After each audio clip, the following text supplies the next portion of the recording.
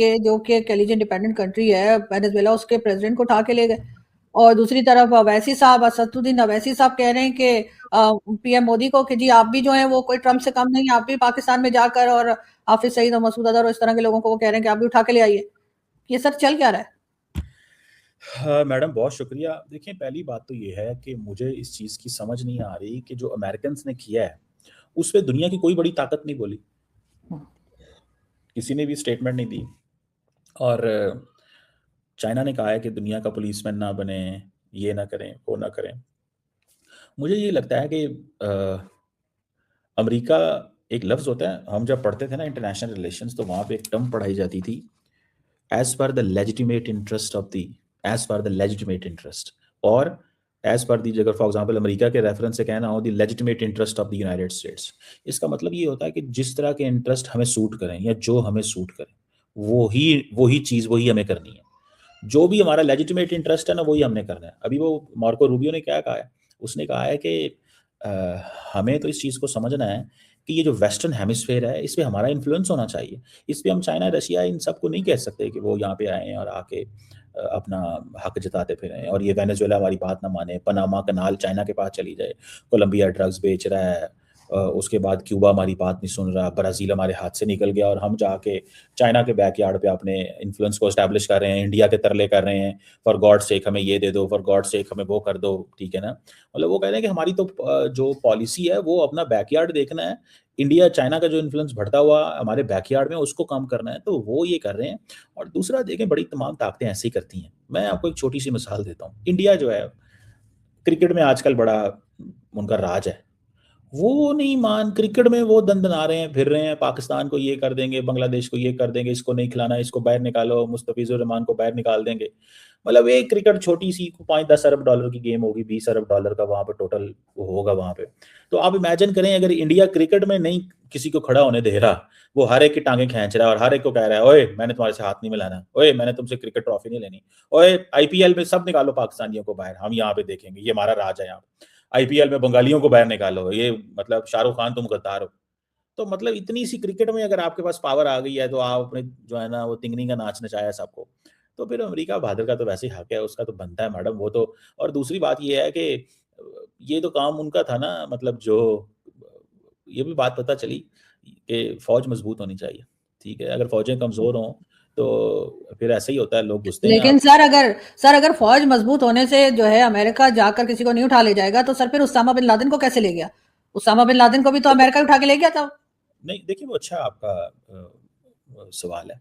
2 चीज़ें थी उस वक़्त। एक चीज़ तो ये थी कि पाकिस्तान के अपने जो सारे रडार्स थे, वो इंडियन साइड पे थे।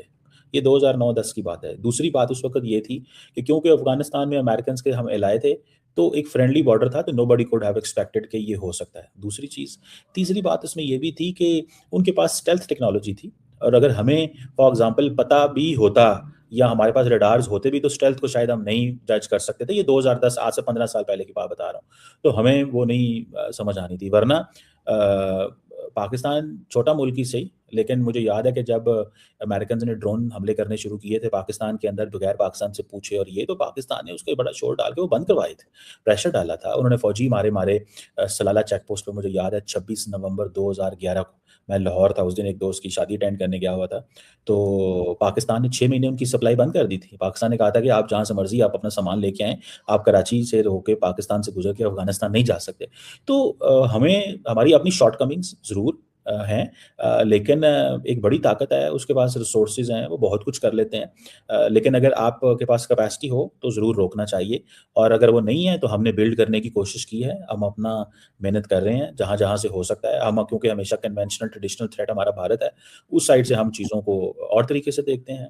अफ़गानिस्तान की साइड पे हमने चीज़ों को हमेशा, क्योंकि फ्रेंडली साइड होने की वजह से, कम देखा था।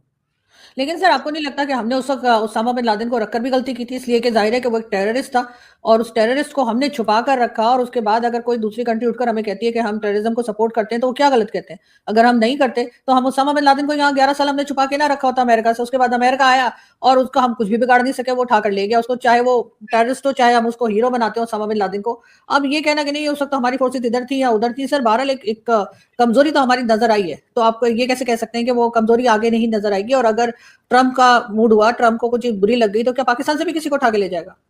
देखें, पहली बात तो ये है कि ये बात इंतहाई गलत है कि पाकिस्तान की अफ़वाज ने और लोगों ने अल-कायदा से लड़ते हुए जानें दी और ये कहना कि पाकिस्तान ने उसको छुपा के रखा था। मैं समझता हूँ हर इंसान को हक है वो जो मर्ज़ी कहे, किसी का मुँह तो नहीं बंद हम कर सकते। लेकिन अगर पाकिस्तान की रियासत, पाकिस्तान की security forces, Islamic state, al Qaeda या दुनिया की दूसरी दहशतगर्द जमातों से लड़ते हुए अपने जानें भी दें, अपने नुकसान भी पहुँचाएँ और जिसकी तारीफ़ दुनिया करती है कि ट्रंप ने अभी कहा था थैंक यू पाकिस्तान के जो अमेरिकन फ़ोर्सेस अफ़गानिस्तान से निकल रहे थे तो एबिगेट बॉम्बिंग हुई थी तो उसपे ट्रंप ने थैंक यू कहा, अमेरिकन डिफेंस सेक्रेटरी ने थैंक यू कहा कि एक बंदे को अफ़गानिस्तान-पाकिस्तान बॉर्डर से पकड़ा गया। सो सवाल ये पैदा होता है कि ये कहना जी कि हमने छुपा के रखा था, ये मैं तो सर समझता हूँ पता क्यों नहीं लगा? सर 11 साल पता नहीं लगा, अब तक बाद में वो आदमी रह रहा था और हम देखें इतने बेखबर हैं, हमारी एजेंसीज़ इतनी मतलब इस काबिल भी नहीं है कि यहाँ पे उनको पता लगे कि कोई गलत आ गया है। नहीं होंगी, नहीं पता लगा होगा। वो तो मुशर्रफ ने कहा नहीं था कि अगर अमेरिकन सीआईए सोई हुई थी जब 9/11 हो गया था, तो सीआईए सोई हुई थी उस वक़्त उसको पता नहीं चला कि अमेरिका की डिफरेंट एयरपोर्ट से 20 दहशतगर्द मुख्तलिफ जहाज़ लेके मुख्तलिफ जगहों पे जाके बम्बार्डमेंट कर देते हैं। तो उन्होंने कहा एजेंसियाँ कई दफ़ा नहीं रीच कर सकती, तो अगर सीआईए सो रही थी तो हम भी सो रहे थे, यही समझ लें, हमें भी नहीं पता चला। तो मतलब सवाल ये है, देखिए 2 चीज़ें हैं इसमें। एक चीज़ ये है कि आप ये कह दें कि आपकी फ़ौज ने उसामा बिन लादेन को छुपा के रखा हुआ था। एक ये नैरेटिव है। एक नैरेटिव ये है कि हाँ, वो था, एक डिस्क्रीट तरीके से छुप के रह रहा था। एक ये सोच है। एक सोच ये है कि भई नहीं पता चला, पता होना चाहिए था, नालायकी है, इंटेलिजेंस फेलियर है, तो वो तो पूरी दुनिया में इंटेलिजेंस फेलियर तो होते ही हैं, इसमें तो कोई बहुत बड़ी बात नहीं है। ये डिपेंड करता है कि आप कैसे सोचते हैं। मैं ये सोचता हूँ कि ये जो कुछ वो हुआ था पाकिस्तान की अवाम, पुलिस, फ़ौज ने अल-कायदा को ख़त्म किया है उसको रखा नहीं हुआ जिस तरह बात की जा रही है, जिस तरह आप कह रही हैं कि जी वो उसको रखा हुआ था और ये था, वो था। मैं समझता हूँ दुनिया में इंटेलिजेंस फेलियर्स होते हैं, लेकिन लार्जली दुनिया हमें इस एंगल से नहीं देखती, जिस एंगल से कुछ लोग कहते हैं कि दुनिया पाकिस्तान को देखे। दुनिया इसी एंगल से देखती है कि पाकिस्तान ने अल-कायदा के खिलाफ, इस्लामिक स्टेट के खिलाफ बड़े पैमाने पे ऑपरेशन किए और इस खित्ते को सिक्योर किया। लेकिन सर अभी जो अवैसी साहब कह रहे हैं कि जैसे अमेरिका आया और उठाकर ले गया वहां से वेनेजुएला के प्रेसिडेंट को, तो उनका कहना है जी मोदी जी को वो कह रहे हैं कि जी आप भी कोई ट्रम्प से कम नहीं, आप भी पाकिस्तान जाकर और मौलाना मसूद अजहर और इस तरह के लोगों को उठा ले जाएं। तो क्या अब एक ये तरीका चल पड़ेगा दुनिया में कि लोग जो जिसको चाहेंगे उठाकर ले जाएंगे? नहीं, ये तो डिपेंड करता है कि आपकी कैपेबिलिटी क्या है। अगर कैपेबिलिटी ये है कि आपके जहाज़ उड़े हैं और वो जहाज़ किसी दूसरे मुल्क में जाके हमला करें, लेकिन वो जहाज़ नीचे ना उतर सकें, अपनी टेरिटरी के अंदर ही। मतलब मई के अंदर जिन जहाज़ों ने पाकिस्तान पे हमला किया था, जो कि इंडियन टेरिटरी से उड़े थे और वापस उन्होंने इंडियन टेरिटरी में ही उतरना था, लेकिन वो वापस नहीं उतर सके। तो मतलब जब अपनी टेरिटरी में वापस नहीं उतर सकते, तो दूसरे की टेरिटरी में आपने कहाँ पहुँचना है? तो पहले तो कैपेबिलिटी बिल्ड करें, ठीक है? पहले तो वो कैपेबिलिटी बिल्ड करें, अगर बिल्ड कर सकते हैं तो क्या नाम है, असदुद्दीन ओवैसी की जो एडवाइस है, उस पे ज़रूर काम करें। लेकिन सर ये तो मौलाना फजल रहमान भी कह रहे थे कि कुछ अर्से पहले आपने भी शायद उनके ऊपर वीडियो की थी कि उन्होंने कहा कि अगर पाकिस्तान अफगानिस्तान में अटैक करता है टेरर कैंप का कहकर, तो फिर तो भारत ने भी सही किया था कि उन्होंने भी टेरर कैंप पे ही अटैक किए थे, या उन्होंने यही कहा था कि जी हम ना सिविलियंस को मार रहे हैं ना आर्मी के ऊपर अटैक था।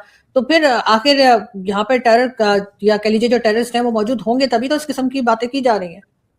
देखिए, बात ये है कि बातें करने से क्या होता है? कौन अब नरेंद्र मोदी सारी बातें सही कर रहे हैं या सच बोल रहे हैं?